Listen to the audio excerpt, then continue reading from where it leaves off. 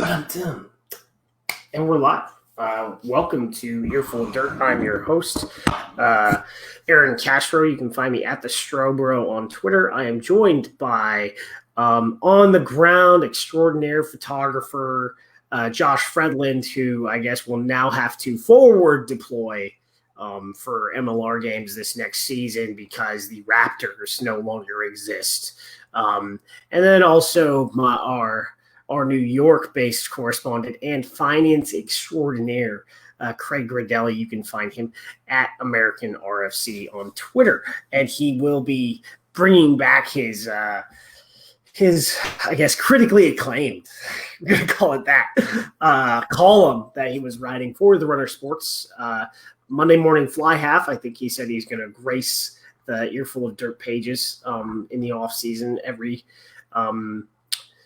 couple of weeks right now, and maybe he'll compete with Josh for spread time on the on the page when we get into game recaps and stuff like that. Stay tuned tomorrow for the just debut Monday. Hold it down for the content stuff. So, we haven't been back live in a couple months, partially because, as much as we love to talk Major League Rugby, there hasn't been too much going on. If you focus on, I think there have been other shows that come back. I think we've all just, in a sense, been busy. I've been able to knock out some line-out stuff that's really cool. We did something with Dave Clancy, head coach of UCLA, and then also with I think there was a third one somewhere, but also last week I nerded out with Ian Gibbons, head strength and conditioning performance coach now for San Diego. So if you like, I guess, human performance coaching, which is what they call S&C these days, check that out. We didn't even get into like rep schemes. So it's a very philosophical based discussion about what you do for the various different points he was at in his career. But so it's been very hot here in Arizona to the point where I do not go outside at all. And I think it will not get under 100 degrees until I am not here for at least a weekend, and that I will actually be in Denver for my sister-in-law's baby shower. Is it Josh? Near Josh, yeah, but I think I'm only going to be on the ground 48 hours, so it's going to be hard to hang out. Josh will be waiting at the airport. Let's say you need a ride. I think, interestingly, they live off I think 2 blocks away from a train station. So if I had to take the train, I could just take the train and then walk to their house, but we'll be all right. So hopefully it doesn't. Hopefully there's not a blizzard in the middle of October in Denver. Don't hold your hopes. It could be. It's a bad way to think. Get rid of that evil stuff. As far as what brings us back as far as the show is concerned, I'm going to share this out on Twitter, everyone. So give me 2 seconds. You got to put those links for distribution to keep people all good. And but we're going to talk about the Major League Rugby season, more or less the window that we're going to have very shortly. Interestingly, there had been some rumor of some dates way back about a month ago when I had heard that this decision was sort of on deck. And it's not the date that many people had heard. It's not the date that I had heard. And I think that, part of that is because some other things have occurred. So we're going to talk a little bit about the Hawaii thing. I think Craig and I and Josh have sort of talked about it offline. USA Rugby wants to have the Rugby World Cup here. So do we, but there are some interesting things and there's some difficulties there. And we're going to talk about some MLR academies. And then there was a funny legal thing when it came to a tournament that was held a few weeks ago in, I think it was Pueblo, Colorado. I forget exactly where I think it was a place called Peachtown. Let's look. Peachtown, Scrumdown. Where was that? Very Colorado-centric opening tonight. Yeah, it's interesting. Palisade, Colorado. Interesting. And the reason why it's called the Peachtown Scrumdown is a Peach Bowl Park. So we'll talk a little bit about that, and then try to get out of your hair pretty fast. But so, guys, without further ado, Major League Rugby is going to have a 2021 season. I think we're all happy about that because then otherwise we would have needed to find another hobby because I'm pretty sure if without a 2021 season, it is more than likely that the owners would not have sought to stay in the game, because it's just when you have limited revenue streams and you're a live entertainment business, you can cut, like they cut the season last year, which was great. They paid all the players, but if you just don't have a whole season and other people are playing, which they are playing in Europe and they are playing in the Southern Hemisphere, then you kind of you're going to lose players, and you may even lose your American players, or they just may go do something else. So it would be very disruptive to a burgeoning competition that is trying to gain a foothold outside of the niche complex that American rugby sits in. Yeah. Well, I exciting, obviously, the schedule announcements. Exciting to see any announcements these days.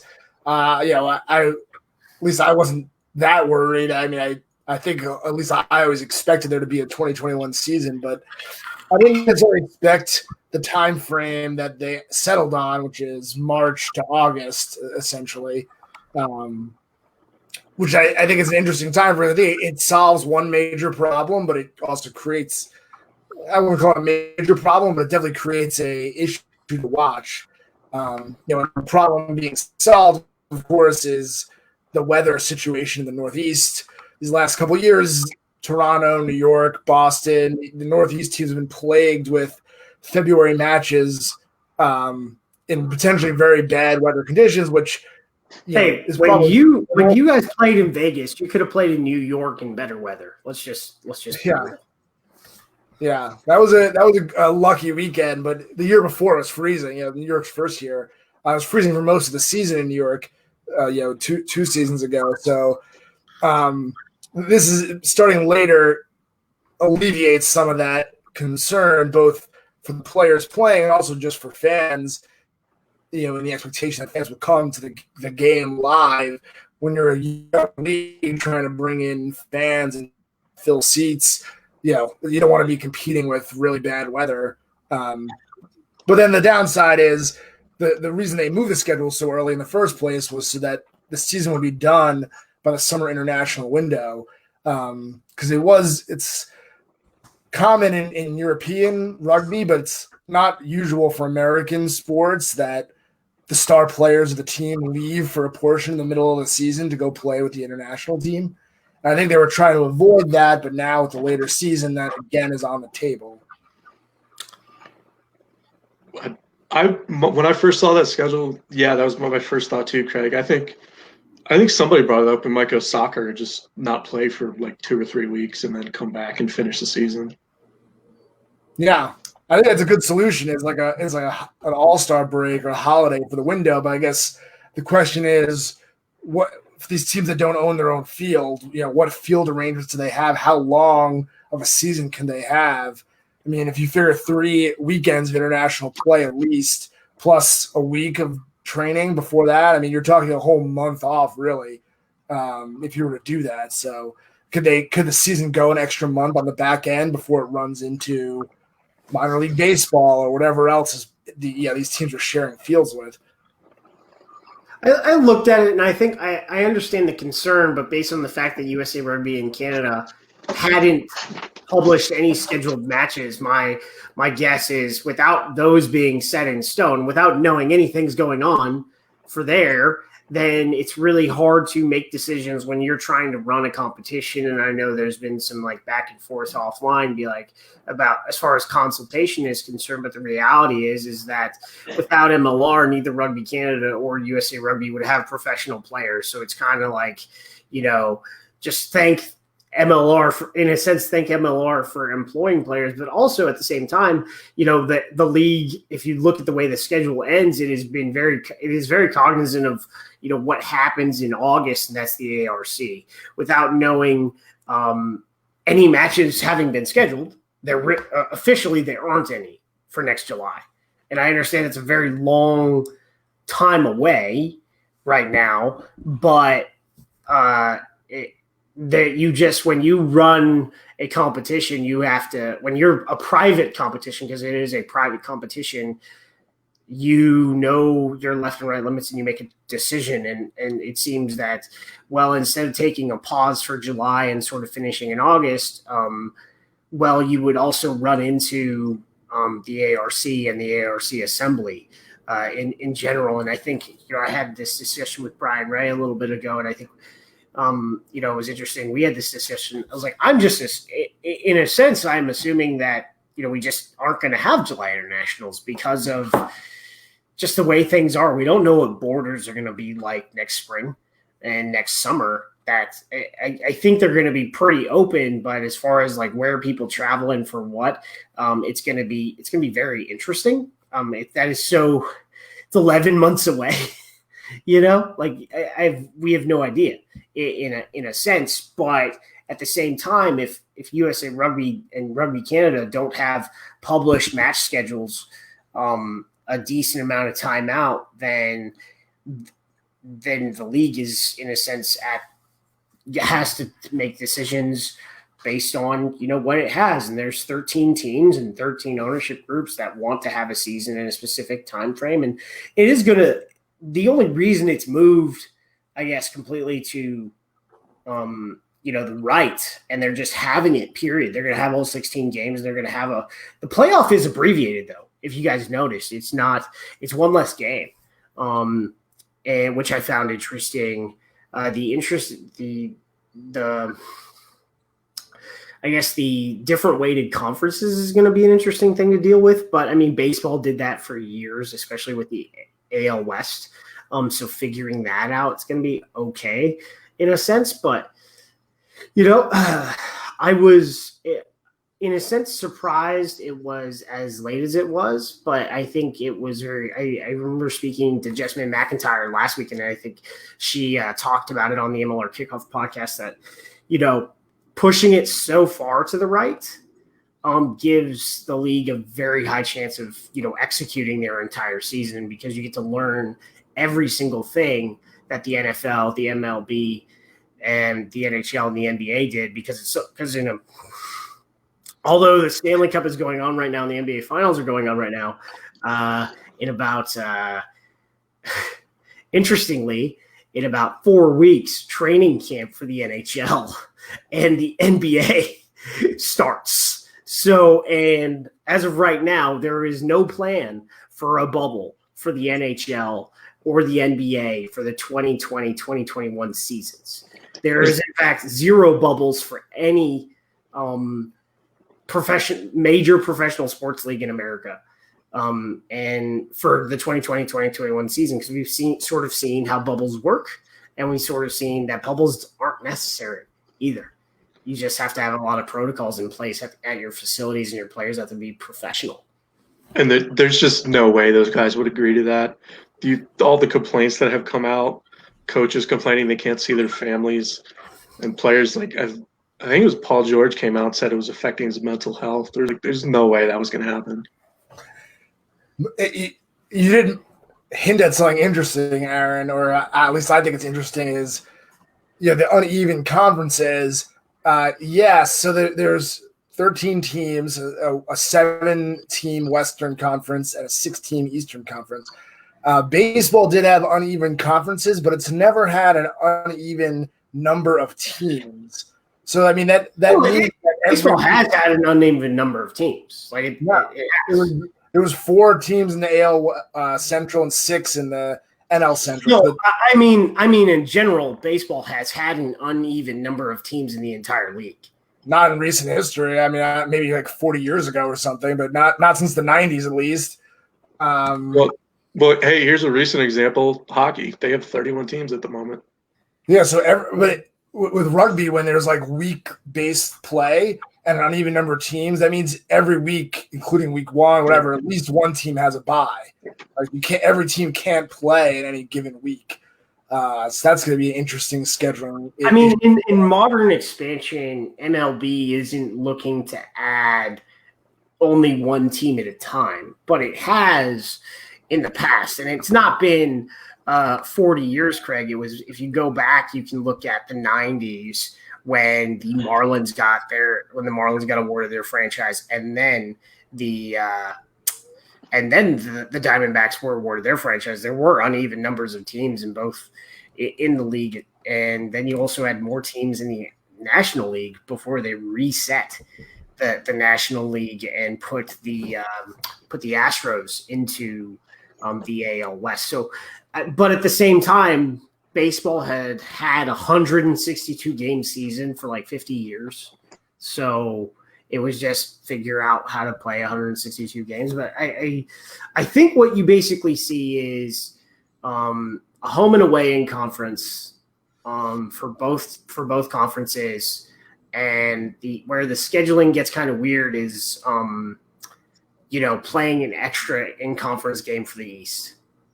But at the end of the day, I don't think it's that difficult to finagle. Like, just to go back here and fact check this. So the year the Marlins joined, 93, the Rockies also joined. The year the Diamondbacks joined in 98 rather, Tampa Bay also joined. I'm looking at every expansion back to 1961. There's never been one team, or never an odd number of teams, always an even number added. Why? Then I wonder. Then that makes no sense in a general sense. Not to dig deep on sports business of baseball, but it makes no sense that they've done that when they forced the National League to have more teams for a long time, right? We didn't really play the National League, American League is somewhat of an arbitrary distinction, but if you actually have an uneven number of teams, especially, baseball, you play so many games, it doesn't matter if there's a team off every day. But when there's a 16-game season in MLR, and that means every week someone has a bye, and we don't know how the weighting of the schedule will be to determine the conference winners. And I guess what I'm ultimately driving at here is, will we have a surprise seventh team in the East by the time of 2021? It's already done. You won't. No chance. Just like there is no chance. Why? For a variety of reasons. Now we'll get into. There are rumors, or not rumors. With this, Martin Pingelli got an exclusive with the commissioner. That in his article he talked about expansion, and it confirmed that there was a Midwestern team in their exclusive negotiating period. And I know that Taft Rugby, which is a program out of Chicago, has asked us, how close is the Chicago bid? And I think the Chicago bid in general is much closer to being a reality, just who's involved and what they're actually doing and the logistics of a team in Chicago versus a team in Hawaii than Hawaii ever was. The reality was, I think we all listened to Cam Kilgore's speech on the Rugby Rant or podcast, and then Tracy Atiga's stuff that she did with foreign media. And in a sense, it sounded good, but at the end of the day, it was like, do you have $25 million? Yeah. It was just too cost prohibitive to be realistic. But even whether, Chicago would be great and they seem to make perfect sense, but over the years, we've heard about Kansas City and Ohio and lots of teams that aren't officially in MLR. Obviously, I don't have any knowledge of who's in negotiation. If you really look at this, because if you go back to every single team that has joined MLR, they've basically really had, other than the inaugural 7, they basically had a year to 18 months lead up time to playing their first game, and that makes a lot more sense. But as far as like everything I've heard about the Chicago bid, and is like they have no intent to play in 2021. Their intention is to play in 2022, and that's it. I mean, like if they can get, and that's the limited knowledge I have. Like I had heard that they were a thing, and then I saw that in the article. But as far as like just like there were some interesting things. I mean, I guess we're bleeding into the Hawaii thing. It's like there were some really interesting things when you talk to teams about like when it came out that they weren't being accepted for membership. And part of that was like player stuff.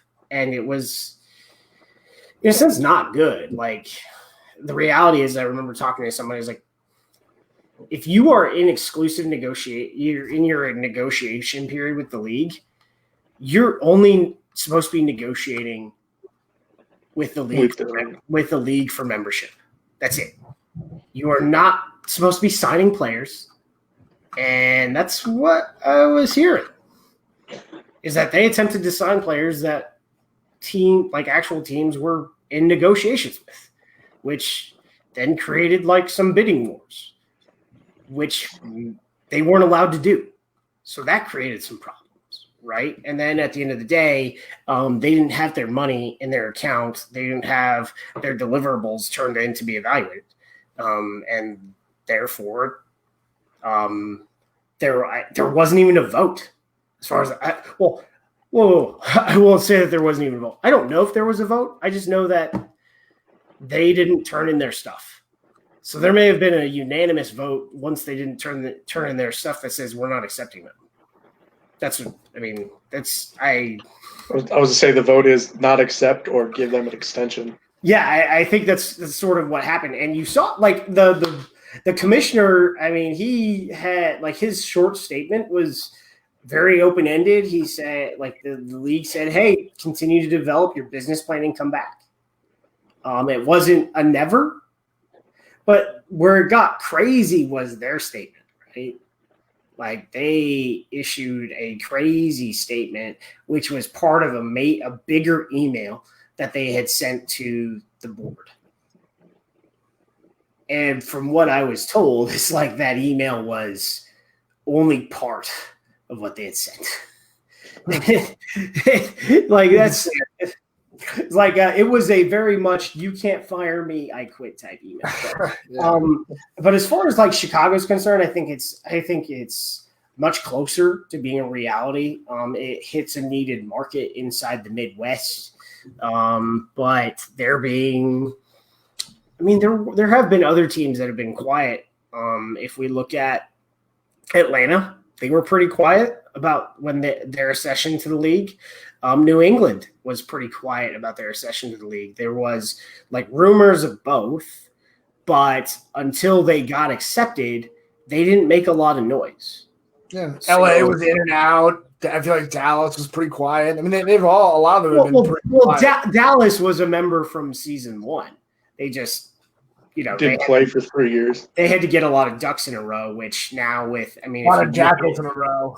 A lot of jackals in a row. And now, if you look at what they're doing, man, I mean, they look professional. Like they're adding players, they're adding off-field staff.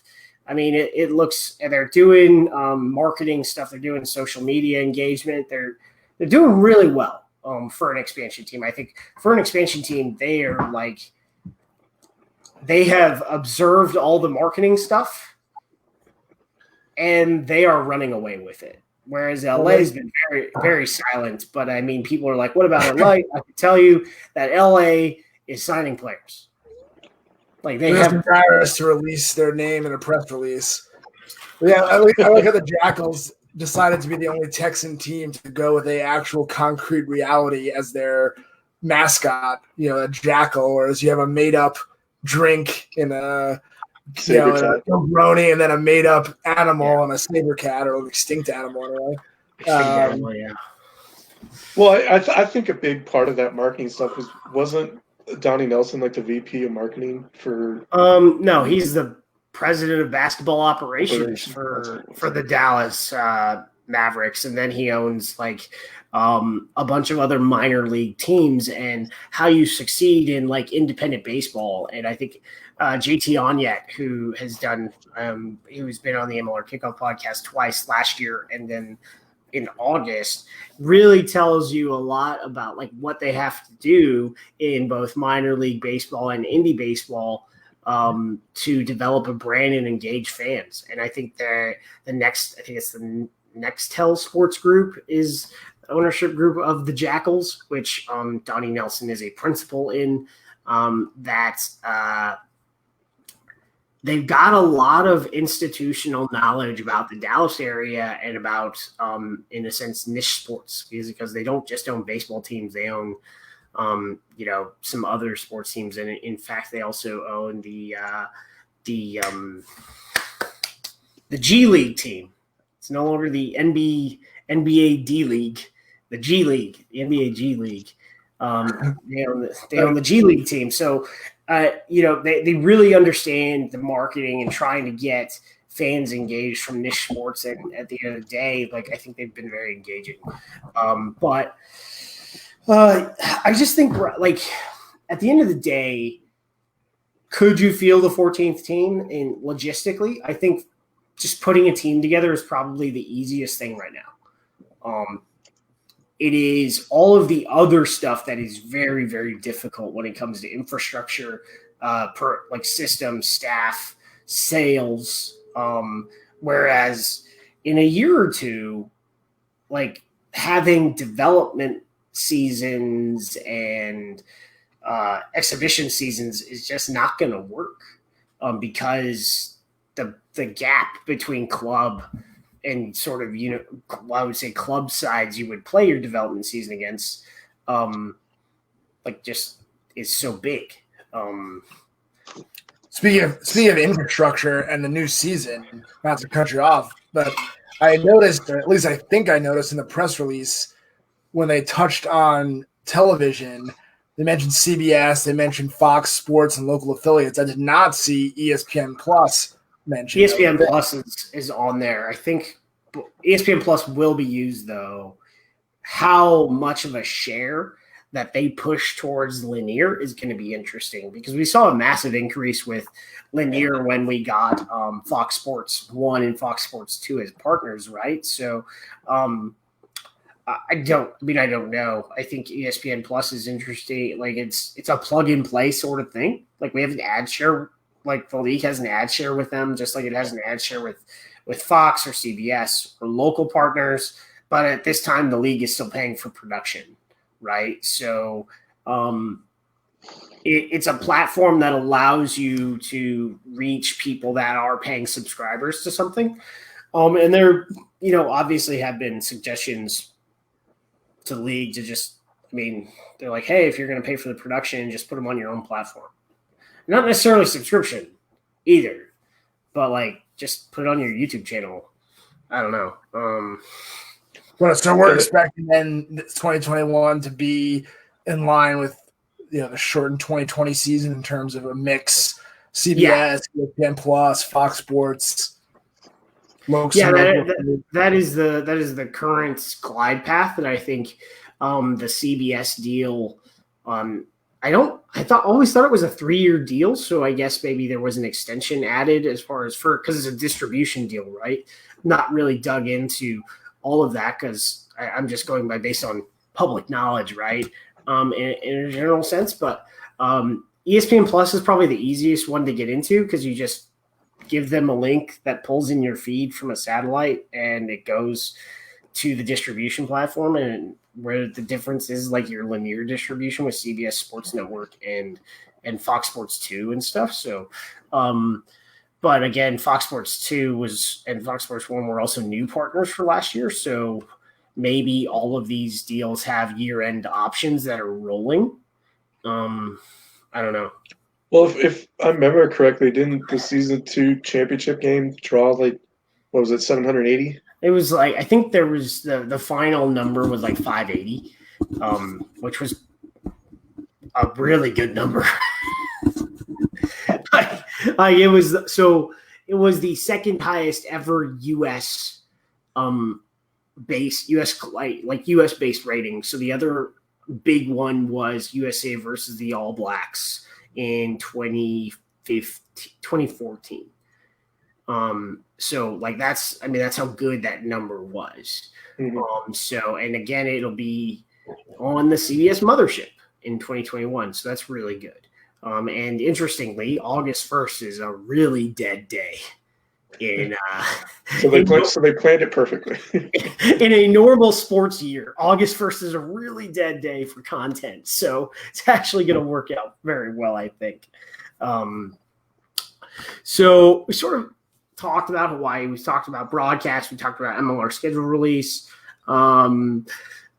So USA Rugby is working with some of the MLR owners to do a feasibility study for the 2031 Rugby World Cup. I would love to have a Rugby World Cup here, but in a general sense, I'm like, USA Rugby just went through a bankruptcy and is in a 5-year supervised repayment period. So can we just focus on blocking and tackling? But obviously, yeah.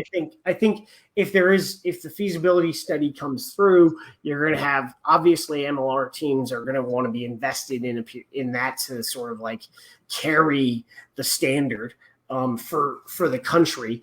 And you're probably going to need some other partners to get this done. The biggest thing for me when it comes to hosting a Rugby World Cup is when, because I think hosting it in the winter, in the fall, just doesn't work. People like someone's going to make money if it's in the fall, but it ain't going to be us. If it's in the summer, I think everyone makes money. It depends. I know some of the biggest stadiums are in the South. I think it's just going to be too hot. I think it needs to be like a spring World Cup. I think spring is an interesting idea. I think like 10 years from now, you can adjust your schedules, right? Like you can literally plan out like when you want this to be, whether it's July to August World Cup or a June to July World Cup. But in a lot of, although some of the biggest stadiums are in the South, guess what? It's also in the South when it comes to some of these stadiums where they're going to want to put some games. Don't. I mean, like if you like, was it not Reliance Stadium? What is that? What is it called now? Oh, NRG. NRG, AT&T, the Mercedes-Benz Stadium in Atlanta. You've got a lot of here in Phoenix. I don't know if we're going to get games, but you have the State Farm Stadium. So you have indoor climate-controlled facilities in the southern parts of the United States, and then obviously you're going to need to have some games outside. And you have sort of an MLS spots, but I'm just thinking, I don't think the fall works for a logistical standpoint. Out of curiosity, why do you say we don't make money in the fall? I mean, I know football's on, but I mean, isn't most of the money from the World Cup come from international? No, it's not just you run into football. That is your problem, Craig, is that you run into football, but as I've expounded upon a million times to like every foreigner, is like football isn't just a Sunday thing. Football is the only 2 days that there is not major broadcasted football in this country are Tuesday and Wednesday. And then you run into MLS. Are you saying there's Maction on Wednesday? So really, you got Tuesdays, right? And then you also run into the fall. Another issue is the MLS season. Yeah, but okay. Just wait. And then you run into baseball. So, like, when it comes to stadium usage and facilities, the best way you're going to be able to do this is when you're not running up against every single person that owns a venue. And that's going to be in the summer. And I understand, like, selling tickets is not going to be a problem, but sponsorships would be a problem during that window because all of the allocated sponsorships for a home World Cup are all sold. Like all of the companies that would buy sponsorship during that period, all have sponsorship money tied up into baseball, into soccer, into the beginning of the NBA. Like there's so many things in the way in the fall. In the summer, you got baseball and soccer somewhat. A little bit of soccer,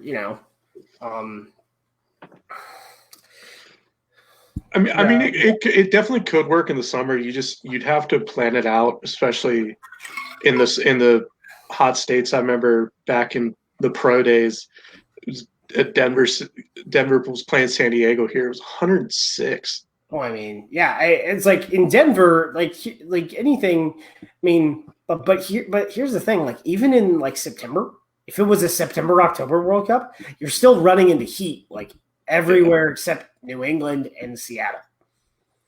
Like, and so I think that if you want a perfect weather for a World Cup, it's like in the winter. But then you look at what happened in Japan. I mean, you had a typhoon. It was humid everywhere. It was in the southern part of the country. It was not only humid, but it was also hot. So I don't think weather's that big of a deal. But you won't be able to play games in the middle of the day. In like we played. I remember, what was it, in Houston? I was there for the Scotland game. I want to say kickoff was actually. The kickoff temperature was lower than it was in Denver for the kickoff temperature versus Russia, but there was like it was 90% humidity. It was humid, like it was humid, So I just think there are a lot of hurdles in place for a fall World Cup here. One of them is only one of them is a venue availability. Like you could have, I seriously think if you really forced the nail through the drywall on this one, you could probably have a World Cup here, but you wouldn't know there was a World Cup here. Well, I guess if you were going to do it in the fall, you would have to somewhat form a partnership with the NFL to promote it. That's the only way it would happen. Yeah, you look at, so if you look at the Olympics, right? When you get the Olympics, like usually that sports commission will get a blackout for marketing. So like all the billboards for like a 20-mile radius, the NOC, usually the National Olympic Committee, gets like 50% shares. So like they have to pay for that, but they get to advertise and their partners get to advertise inside that radius. They get to buy all of that inventory. And whereas for the World Cup, you want to like do really good marketing, but the problem with that is like all the people that do marketing during that period of time, they're going to fight tooth and nail. And it's not just one city that you would have to deal with. In this case, you'd have to deal with probably 6 hubs in a general sense. You're probably going to do like I would say 2 West Coast hubs, 2 Central hubs, and then 2 East Coast hubs, roughly. Because I think you would want to. It would need it. It makes sense to have a 2014 World Cup by then. I don't know. Just. Yeah. I think there's 2 elements of marketing. One is the drive to use the World Cup to increase American rugby appreciation, which is huge, obviously, and that I think is problematic in the fall because of football, and it would have to be something carefully worked with in conjunction with football, as Josh said. But there's also, I don't think the World Cups make money now without American fans, regardless of what country they're in. I think the World Cup makes lots of marketing dollars from international sources that wouldn't care about the football season. I'm not sure how World Rugby views that. It'd be curious to see if they're willing to move off the fall time slot, especially into a summer, when that means the summer, that takes away then the summer series that makes revenue for a lot of these teams. So it's probably better for the U.S. to be in the summer, but I'm a little skeptical, I guess, that World Rugby would permit that sort of schedule change. I mean that it was the World Cup window, other than the last three, hasn't been the same. The last three have been like, if you look at the world, well, I mean the last five have been fall, but previously it alternated. Like the first World Cup was in the Northern Hemisphere summer, the second World Cup was in the Northern Hemisphere fall, and then the third World Cup was in the Northern Hemisphere summer again, because everyone has a different calendar because of weather and stuff. And it's all in fall since then. But then the window in the fall has only been the same for the last two. Yeah, it drifts a bit. Yeah, I mean, they want to come here to make a lot of money. And I think with the amount of money the amount of money World Rugby wants to make, it's better to do things when you do it when you have less competition. I think ticket-wise, I don't think you're going to necessarily have a problem selling tickets, because if you look at rugby playing nations and the amount of tourism that comes from rugby playing nations to the United States on a yearly basis, there will be plenty of foreign ticket buyers. Not worried about it.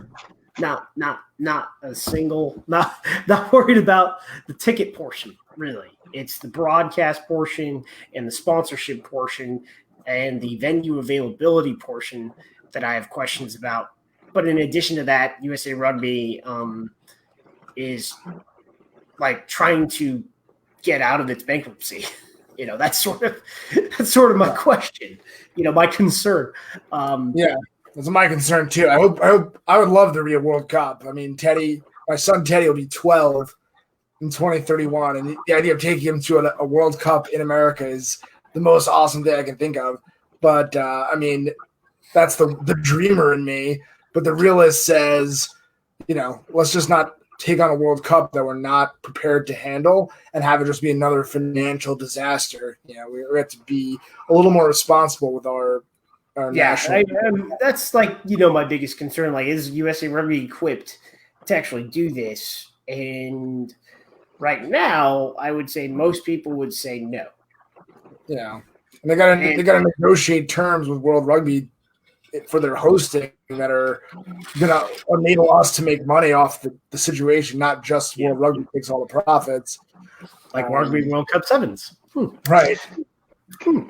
All right, let's just in a perfect world, where would you put the final? I mean, me personally, Arizona. No.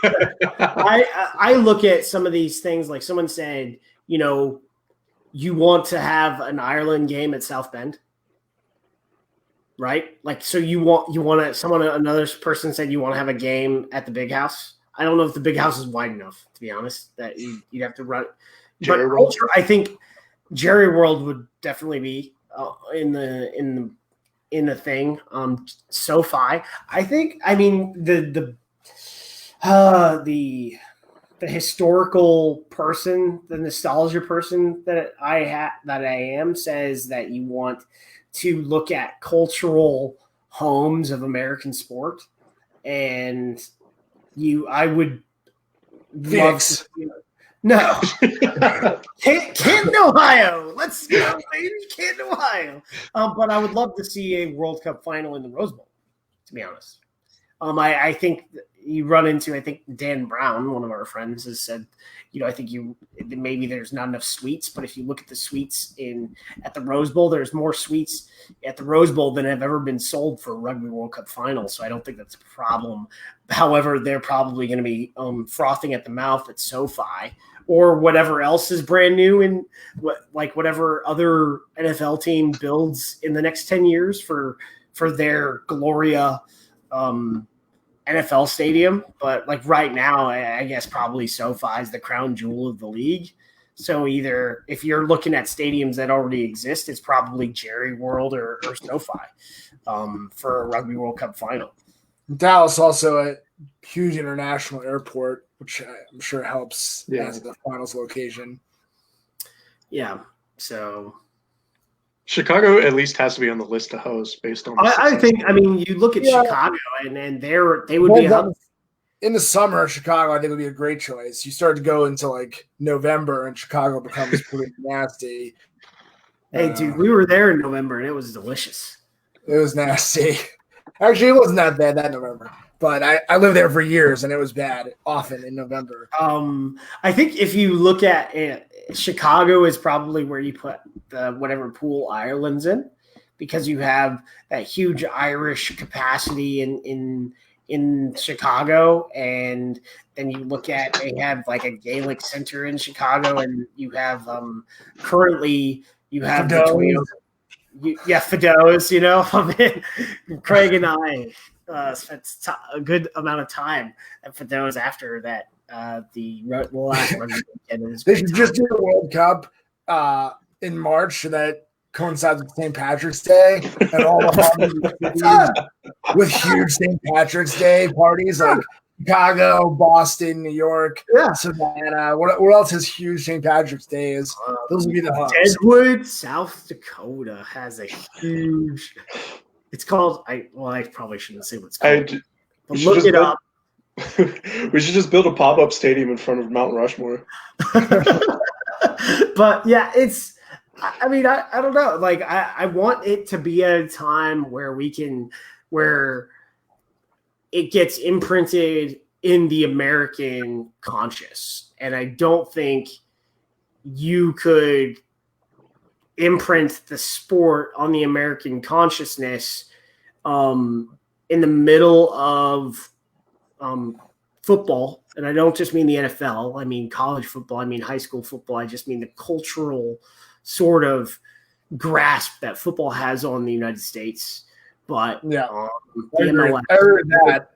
And then the baseball, and then the baseball playoffs. And do you think a Rugby World Cup final would rate higher than if a World Series game if it went head to head? No, of course not. Well, 2031, I guess, who knows? But today, I don't know. But even though I agree with that, Aaron. But I feel like that is even a bigger question than scheduling. Like, it could be in the summer, it still is not going to print itself on the hearts and minds of Americans if the team's not more competitive and the games are more accessible. Not just from stadiums but on TV, and people. There's been some culture build between now and then. I think that's going to be required too for a successful 2031 campaign in that sense. I would agree. There's a lot of work. There's a lot of work to be done first, right? Someone else said, a friend, I guess, of the show, but friend of mine, Pete Steinberg, said, competitively, if the U.S. does not make it out of pool play, or if the knockout stages are longer than quarterfinals, but if the U.S. does not make it to the quarterfinals, then it won't have as much of a cultural impact as it would if the U.S. made it to the quarterfinals. Yeah, of course. Everyone wants to support a winner. No one wants to get excited to see a team get pummeled into oblivion. Yeah. And then, so I guess sort of the last sort of thing before we get into some short legal editorial was MLR academies. You're starting to see, like, USA Rugby did some certification stuff, and the first two MLR academies that got certified by USA Rugby High Performance were San Diego Legion Academy and the New England Free Jacks Academy. We haven't really seen a lot out of the San Diego Legion Academy. I know that they do a lot of work locally with their youth rugby programs, like a lot of outreach. They do clinics, they coach teams, and they also have a senior academy partnership with Miracosta College, which is a junior college in the North County area. But what we did get to see was New England sort of a regional roadmap to their youth academy, and there's 13 different new teams that will be sort of layered onto the current system, which is kind of cool. And, even if you only end up with, one side, even if you only end up with 30 kids per one of those teams and not like multiple levels of, U16, U15, U14, whatever, that's still like, 390 kids plus their parents that have a connection to the Free Jacks. So as much as it is a developmental pathway and a performance pathway, it is also like excellent marketing. Yeah, I think it's super cool. Good for you, New England.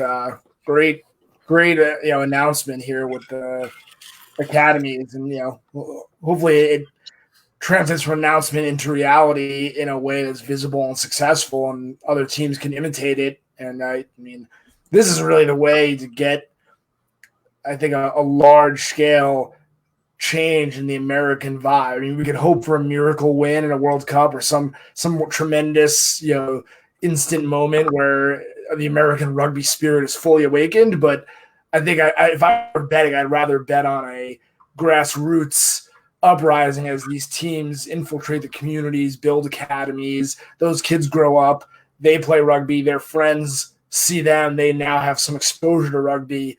Maybe they think about it a little bit, whatever. It just, the more it's on people's minds and people see it as a normal option, I think, the better it'll be for everyone. So I guess I have to ask, I know these are the only two MLR academies, but They're not the only two. They're the only two that have been certified. I guess HP, because NOLA Gold has an academy. They've had a youth team previously. They still have a senior. They basically use NORFC sort of as an academy team. And then Atlanta has an academy. New York previously had an academy. They didn't run a U20, U23 program this year, but they did last year and the year before. And now you have the official sort of academy with Houston with Rugby HTX. So like in Utah, don't forget Utah. And Utah, yes, Utah has a full-on contiguous pathway that sort of existed before Brandon Sparks was hired I guess not this last year, a year ago, to basically make sure that happened. Like they hired him specifically, as part of the talent ID process, but like so that he, facilitates recruitment and whatnot. But the biggest thing is he had already built an academy that exists called Legacy Rugby Academy in Michigan, aside from when he was coaching at University of Michigan. So he is, also making sure that the Utah academy like kicks ass and takes names. So I guess I have to ask what the difference between what made New England and San Diego stand out versus the other teams? I would say in part because they decided to go through the process. Yeah, they applied. Is that what fair enough? Because I know because we're seeing the New York sort of not the academy that they had that reaches down into the player base, but they're doing a lot of virtual academy stuff for coaches right now over Zoom. Greg McWilliams and Stephen Lewis are leading that program and bringing in, guys like, Gary Gold, Razor down in Scott Robertson from, the Crusaders, and doing a lot of virtual sessions and different S&C people, just to develop coaches in the current environment, because at some point they will come in and get to look and watch and probably help practice and whatnot. But and then you're seeing that also with Atlanta. They're implementing a virtual program as well to help coaches, which they're also sort of leaning on Life University to help other high schools and colleges get up to speed because the reality is more high performance college programs exist, the more talent will be developed for MLR. Well, if we're going to go the coaches route, do we need to talk about San Diego for a minute? I mean, yeah, so that's just interesting. So they have two head coaches, right? They're co-head coaches. Rob Hoadley no longer works for the organization. And they brought in Eddie Jones as a consultant to help those two out. Like, my biggest thing was like I said, I think I said it on Twitter, or maybe I said it on Reddit. Like, how much does an hour of Eddie Jones' time cost? That's all I want to know. Just like Is this just like pro bono work? If you're a lawyer, they're just doing charitable donations to the American rugby scene.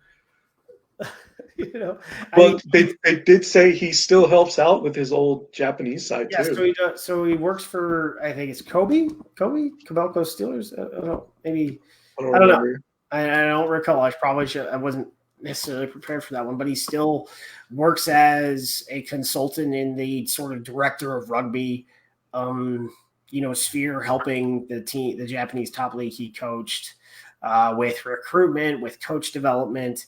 So, I mean, when it comes to coaching coaches, he has developed a lot of coaches. If you look at the Premiership, I think Borthwick, Gustard, Neil Hatley, I think whoever's coaching Wasps also coached under him.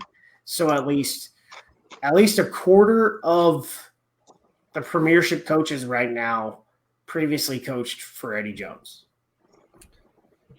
I mean, yeah, I love MLR, but picturing Eddie Jones coming to coach an MLR team is kind of amusing. I mean, this guy is like coaches, and obviously there's a handful of super elite coaches. He's not necessarily people like Warren Gatlin, whatever. He's not necessarily like the best coach in the world, but I feel like he's certainly one of the best, and he strikes me as maybe the most like intense or like demanding of his players, perhaps. So I'm just picturing him at like a San Diego Legion training where he would put those players through in a training session. I don't think. Well, he's not going to coach the team, so I know. Coach. It would. He just spent 5 for an hour, and he's like, "What the is going on here?" I mean, San Diego has always been one of the most physically conditioned teams in the league, so I don't know. Yeah, so that's sort of what's going on there. And then there was some sort of legal thing that we tweeted about. I guess there was a tournament. I'm sorry, we wanted to keep it tight for 45 minutes. So I'm sorry to both Josh and Craig that we're still talking. But in Rocky Mountain Rugby is the sanctioning body for men's senior rugby in Colorado, and there was a men's senior tournament in Palisade, Colorado, called the Peachtown Scrumdown, that was organized by Four Corners Rugby Academy, so I would say I'm pretty sure they're a for-profit youth academy that focuses on the Four Corners region.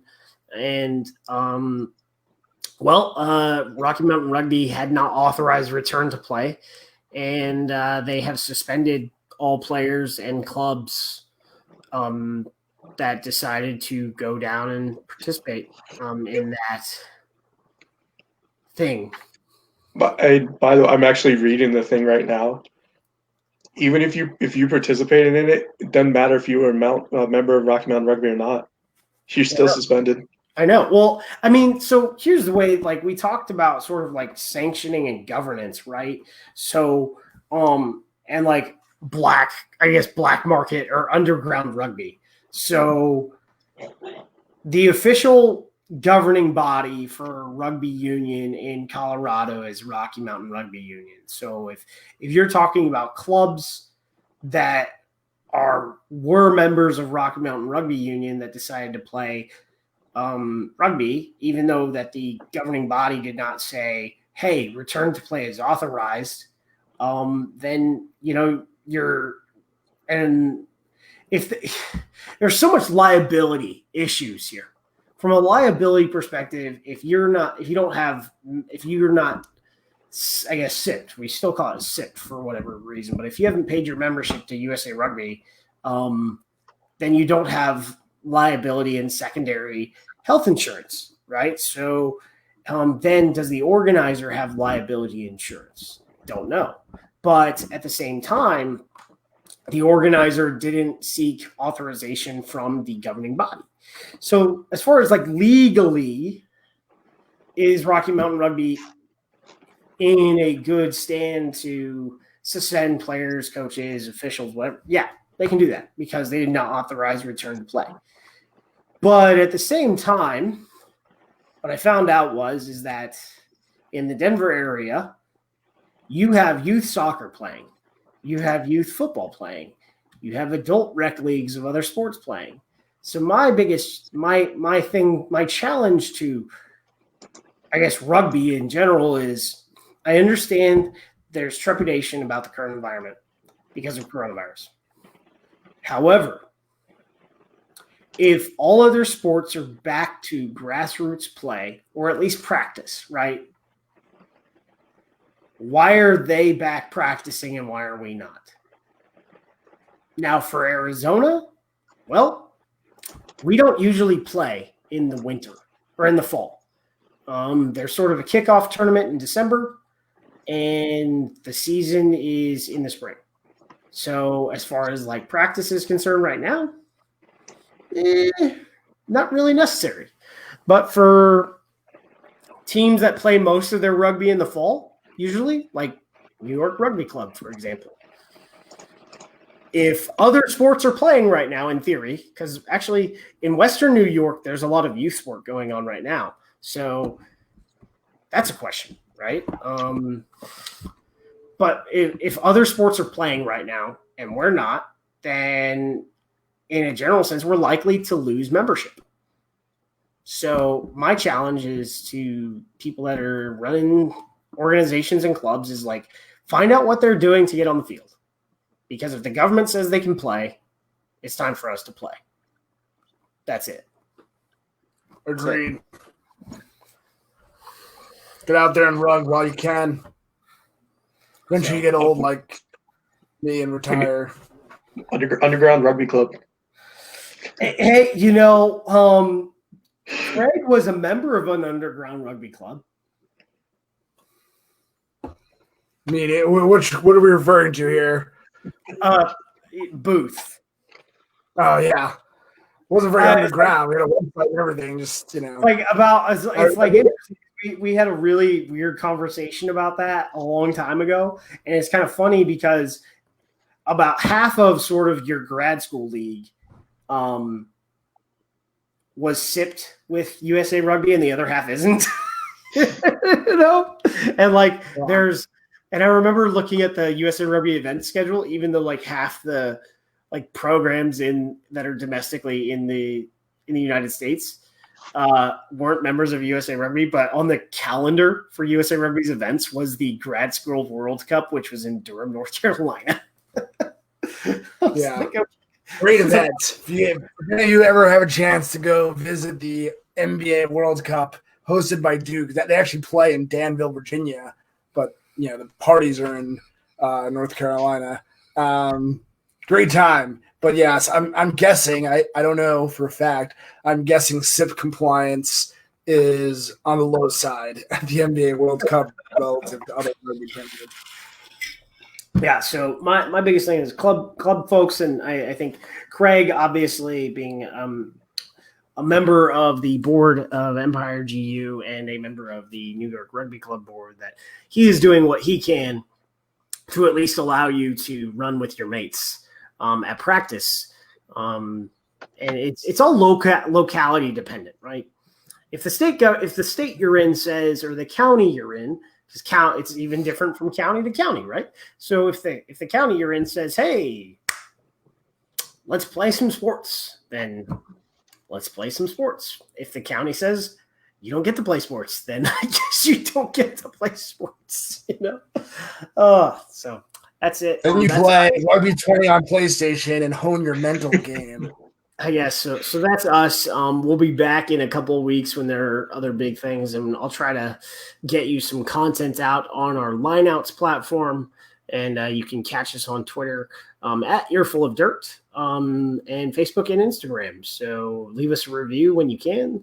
You can even tell me I'm an idiot if you want, and I'll have Craig read that out. And oh, that'd be so fun. Guys, do that. Hey, if that happens, we got to screenshot it and put it on the socials. Yeah. So that's a challenge, I guess. But thank you everyone who popped in for a listen to hear our mouths open, and thank you also to everyone who will listen to us on podcasts. Peace out. Yeah.